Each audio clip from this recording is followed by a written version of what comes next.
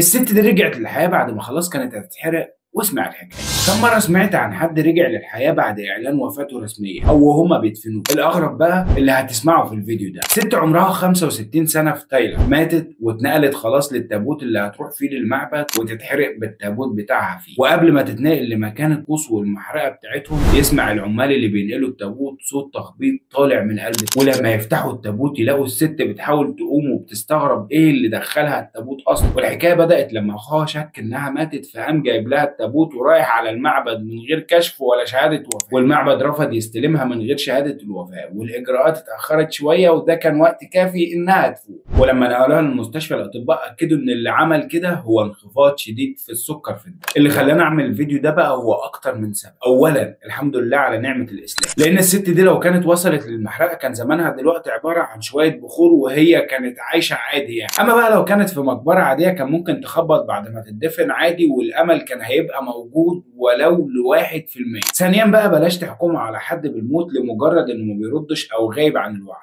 وبالذات مرضى السكر. ولو حصل لا قدر الله موقف زيه التصرف الافضل هو النقل للمستشفى فورا. ربنا يسترها علينا جميعا ويعدينا منها على خير ويثبتنا على الاسلام. ما تنساش تعمل فولو ولايك وشير. صلي